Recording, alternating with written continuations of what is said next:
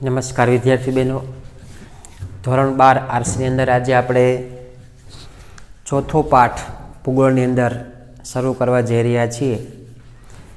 આમ તો આપણે 3 પાઠ વ્યવસ્થિત રીતે પૂરા કર્યા છે. 3 પાઠ તમે વ્યવસ્થિત વાંચી નાખજો. 3 પાઠ 2-3 વાર વાંચી અને જે તમામ પ્રશ્નો છે સ્વાધ્યાયમાં એ તમામ પ્રશ્નો આપણે મોઢે હોવા જોઈએ. કેમ કે ભૂગોળ વિષયની અંદર 1 વાક્યથી માંડી અને 10-12 વાક્ય સુધીના પ્રશ્નો પૂછાતા હોય અને બધા પ્રશ્નો આપણે આવડતા હોય તો આપણે સરસ રીતે સારું એવું રિઝલ્ટ મેળવી શકીએ. એટલે 3 પાઠ જે મેં તમને ભણાવ્યા છે એ 3 પાઠ વ્યવસ્થિત વાંચજો. હવે મહેનત શરૂ કરી દેજો. ધોરણ 10 અને 12ની આ વર્ષે પરીક્ષા 100% લેવાશે. એમાં કોઈ ઓપ્શન નથી, એમાં કોઈ માફી નથી. હજી ઘણાના મનમાં એમ હોય કે સ્કૂલો શરૂ થઈ નથી એટલે કદાચ પરીક્ષા રદ થશે ને પરીક્ષા નહીં લેવાની, પણ એવું નથી. ધોરણ 10 અને 12 માટે કોઈ ઓપ્શન નથી. ભલે કદાચ 2 મહિના સ્કૂલ શરૂ થશે તો પણ પરીક્ષા તો લેવાશે જ. એટલે આપણે આપણી તૈયારીમાં રહેવાનું છે, બરાબર. અત્યારે ઘરે બેસીને દરરોજની 5 કે 6 કલાકની મહેનત આપણી હોવી જોઈએ. આપણો એક ટાઈમ ગોઠવી દેવાનો, સવારે 8 થી 12 4 કલાક વાંચવાનું. અને ખાસ આર્ટ્સની અંદર તો આપણે જે બધા વિષય થિયરીના આવે છે એટલે તમે વ્યવસ્થિત વાંચીને પણ તૈયાર કરી શકો એમ. તમારે કોઈ એવા ગાણિતિક વિષય આવતા નથી કે ભાઈ દાખલા ન આવડે ને સૂત્ર ન આવડે ને, બરાબર. આપણે તો વાંચવાનું જ છે. એટલે વાંચીને પણ સરસ રીતે તમે મહેનત કરીને સારું એવું રિઝલ્ટ મેળવી શકો, બરાબર. એટલે ધોરણ 12 આર્ટ્સ માટે વ્યવસ્થિત રીતે જો મહેનત થાય તો સારામાં સારા માર્ક્સ આવે. થોડીક લખવાની પણ પ્રેક્ટિસ કરવાની દરરોજ અડધી-પોણી કલાક. કેમ કે બોર્ડની અંદર 3 કલાકનું પેપર હશે અને એ 3 કલાકમાં વ્યવસ્થિત જો આપણે લખી ન શકીએ તો સારા એવા માર્ક્સ ન આવે. અને આપણે બધા પેપર થિયરીના હોવાથી વ્યાખ્યા, તફાવતો, નાના મોટા પ્રશ્નો લખવાની ક્ષમતા પણ આપણામાં હોવી જોઈએ. એટલે લખવાની પ્રેક્ટિસ પણ થોડીક કરવાની છે. હાવ નકરું વાંચવાનું જ નથી, બરાબર ને. જે લેસનમાં પ્રશ્ન મોકલીએ એ પણ લખો. એ સિવાય જે તમને પ્રશ્ન અઘરો લાગે, તમે કોઈ પાઠ વાંચતા હોય અને પ્રશ્ન અઘરો લાગે તો એને 2-3 વાર નોટબુકમાં લખી નાખો. લખેલું હંમેશા યાદ વધારે રહેતું હોય છે. 10 વાર વાંચેલું અને 2 વાર લખેલું એ બરાબર થતું હોય છે. એટલે ખાસ થોડીક લખવાની પ્રેક્ટિસ કરજો, બરાબર. હવે આજે આપણે જે ચોથો પાઠ છે કે ભાઈ માનવીની તૃતીયક, ચતુર્થ અને પંચમ પ્રવૃત્તિઓ. આમ તો આપણે ઘણી બધી પ્રાથમિક પ્રવૃત્તિઓ આગળ 3જા પાઠમાં ભણી ગયા, બરાબર. એટલે તમને પ્રાથમિક પ્રવૃત્તિઓ કોને કહેવાય એનો ખ્યાલ તમને મગજમાં છે જ. પણ હવે આજે આપણે તૃતીયક જે પ્રવૃત્તિઓ છે એ કોને કહેવાય તો કે ભાઈ કોઈ પણ વ્યક્તિ, કોઈ પણ માણસ પોતાની ક્ષમતા પ્રમાણે, પોતાની કલા પ્રમાણે, પોતાની આગવી સૂઝ પ્રમાણે જે કારીગર બનીને, જે કલા વિકસાવીને જે કમાણી કરી શકે છે, બરાબર, જે સેવા આપી શકે છે અને આપણે એને બદલામાં પૈસા આપીએ તો એને કહેવાય તૃતીયક પ્રવૃત્તિ. કોઈ પણ શિલ્પકાર હોય એ પોતે મૂર્તિ બનાવે છે. મૂર્તિ બનાવે એ પોતાની કૌશલ્યતા છે, પોતાની કળા છે. પરંતુ મૂર્તિ બનાવે અને જે વેચે અને જે પૈસા મળે અને પોતાનો રોજગાર ચાલે તો એને આપણે શું કહેશું? તૃતીયક પ્રવૃત્તિ કહેશું. આમ તો આપણે ખ્યાલ છે કે સરકાર બધા લોકોને રોજગારી પૂરી પાડે છે. ખાનગીકરણમાં પણ ઘણી બધી રોજગારી કંપનીઓ આપતી હોય છે. સરકારી નોકરીઓ પણ ઘણી બધી મળતી હોય. પણ સૌથી વધારે જો રોજગારી આપતી જો કોઈ વાત હોય તો સરકાર આપે છે, બરાબર. સરકાર જે રોજગારી આપે છે એવા કોઈ ખાનગી એકમો રોજગારી આપી શકતા નથી એમ. એટલે આપણે ખ્યાલ છે કે આરોગ્યની વાત કરીએ, શિક્ષણ, સંરક્ષણ, બરાબર, અલગ અલગ સંરક્ષણના જે પાસાઓ છે એ આમ બધા લોકોને બધી બાબતમાં સારી એવી રોજગારી મળતી હોય છે.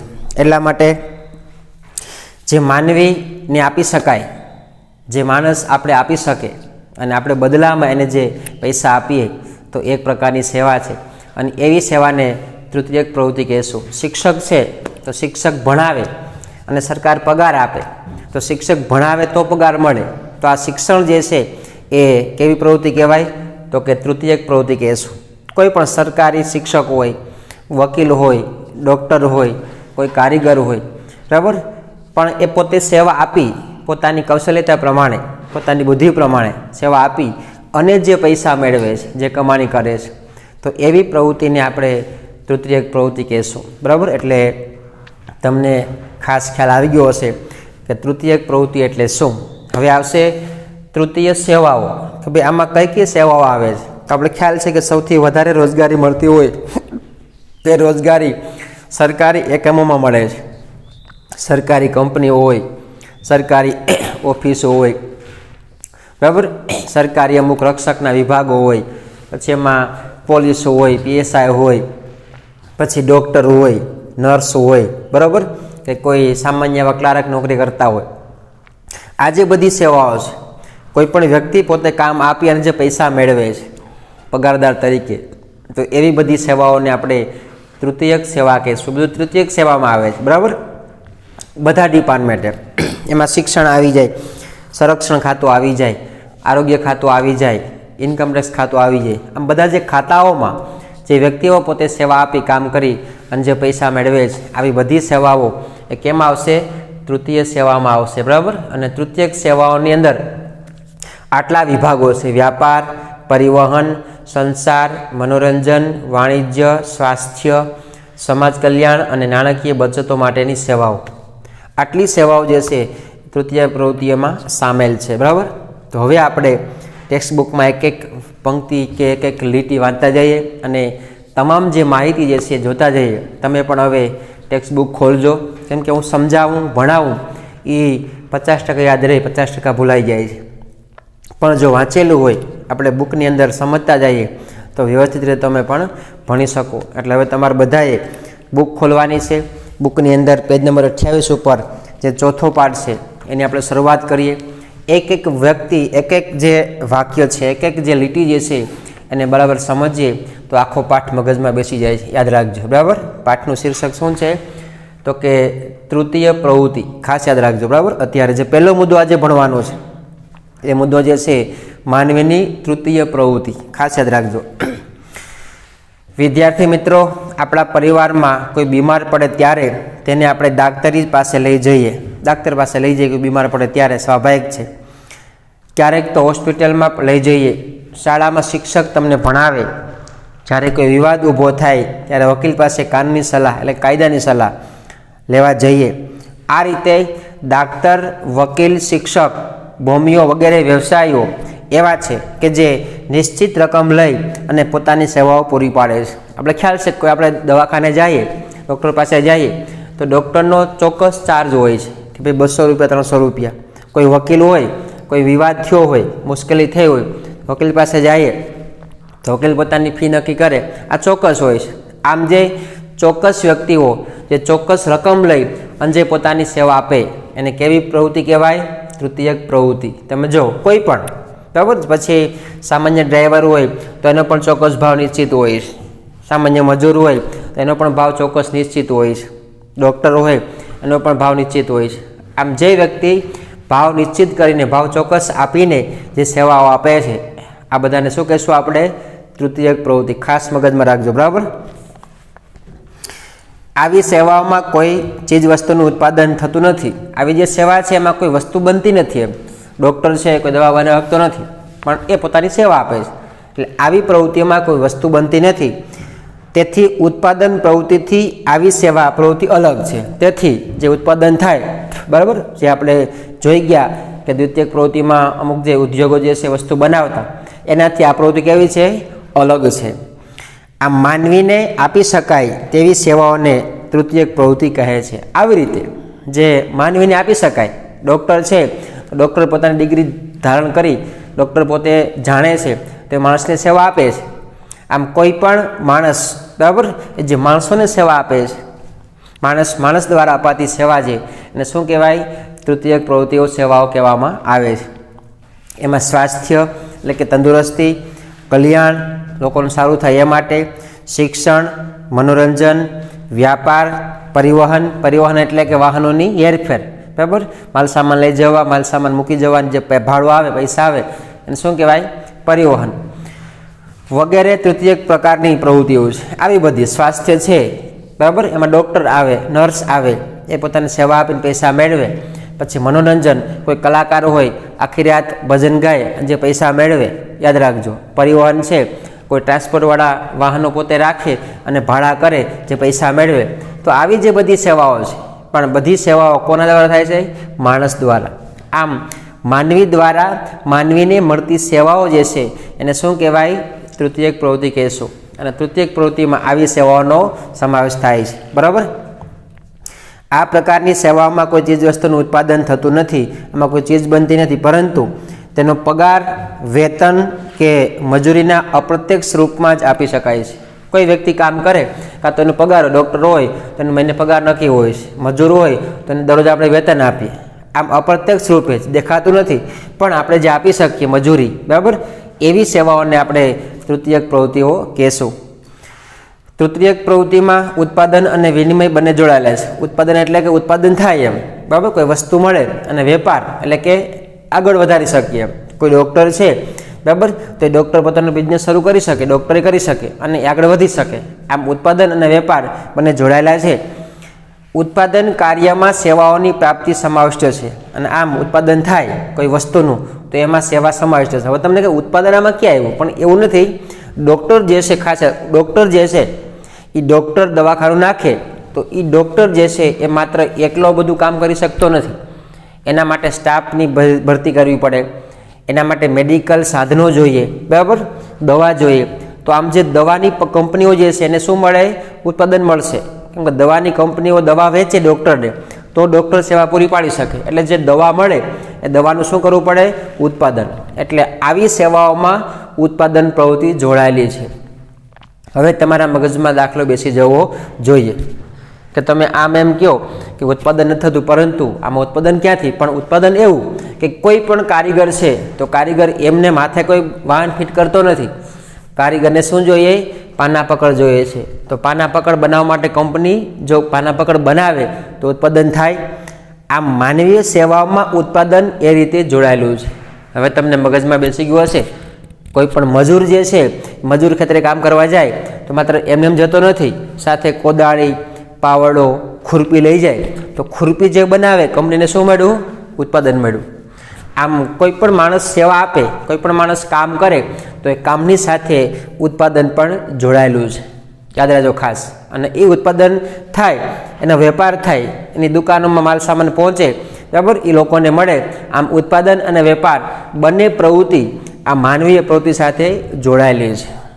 હવે તમને આ બાબત મગજમાં બેસી ગઈ હશે, બરાબર. એટલે ખાસ કીધું ને કે સેવા કાર્યમાં ઉત્પાદન કાર્ય સમાવિષ્ટ છે. એટલે જે માણસો સેવા આપે, ડ્રાઈવર હોય તો જે વાહન લે તો વાહન બનાવતી કંપનીને શું મળ્યું?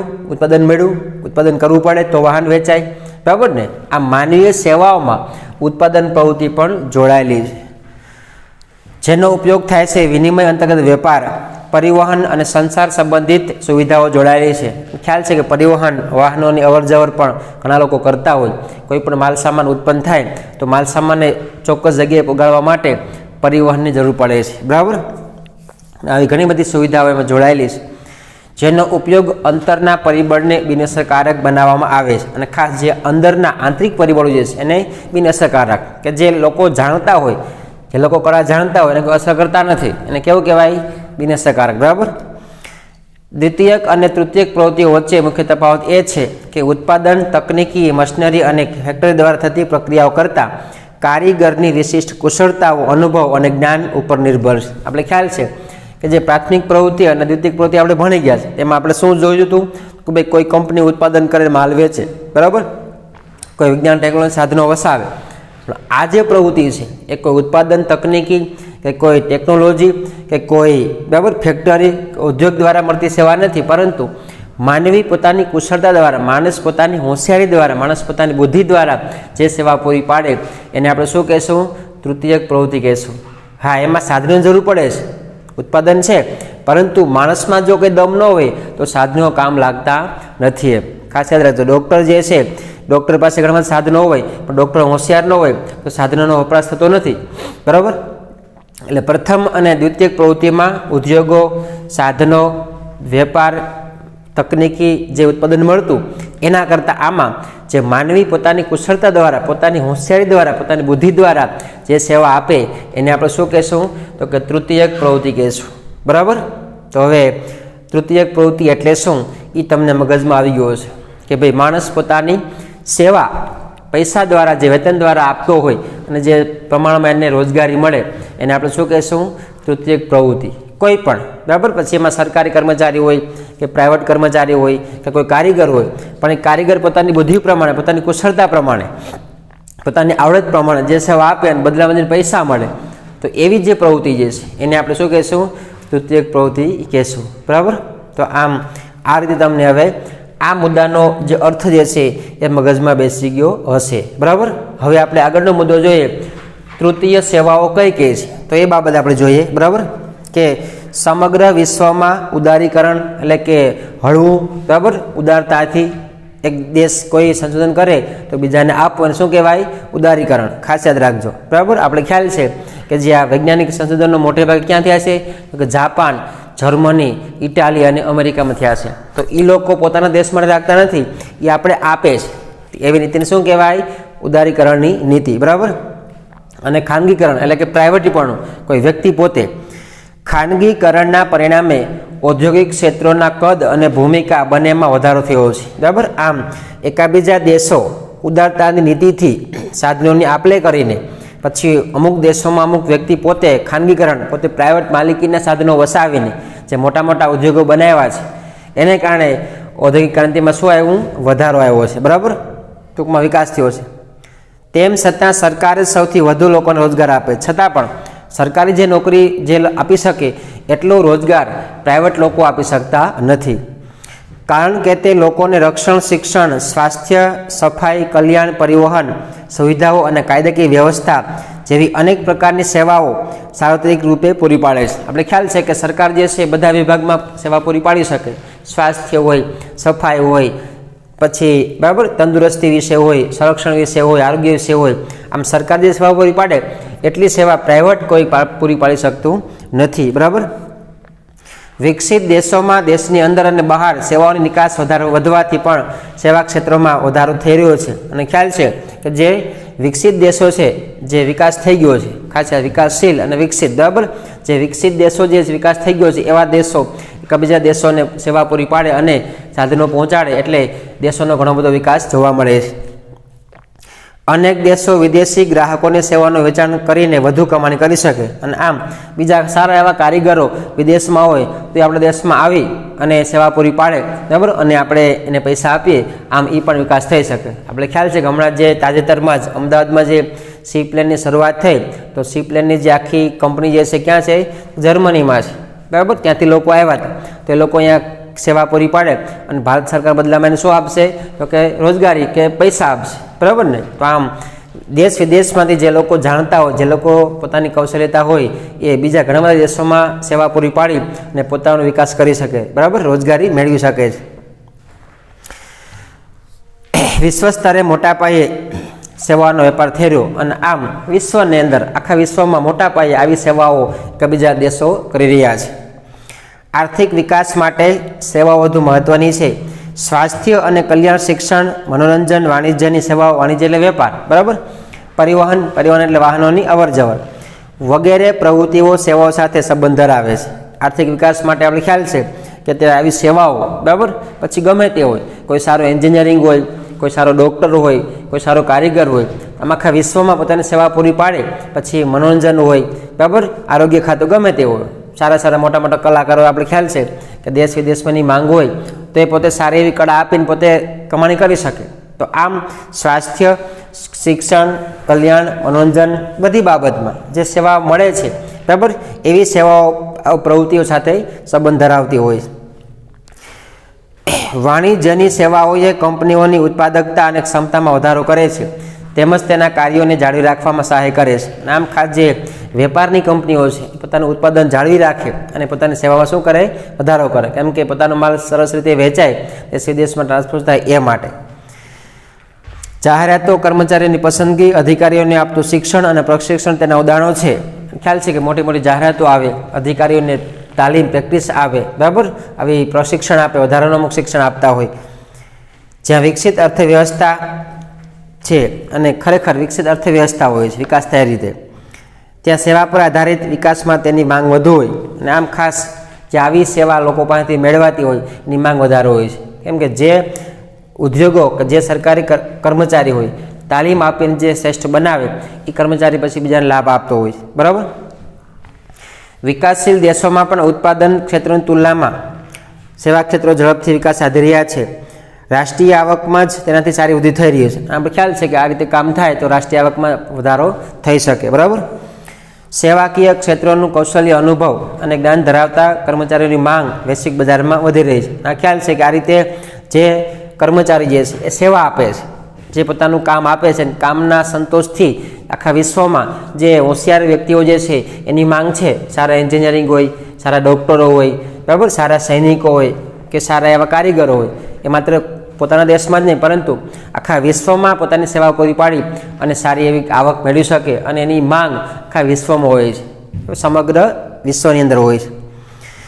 વધુ વેતનવાળી નોકરી કોઈને કોઈ સ્વરૂપે માહિતી સંગ્રહ પ્રક્રિયા અને પ્રસારણથી જોડાયેલી છે. અને આમ જે સારી એવી નોકરી હોય અને વધુ વેતન આપતી હોય તો એની માહિતી અને પ્રસારણ વધી જાય અને એ બંને જોડાયેલા હોય છે.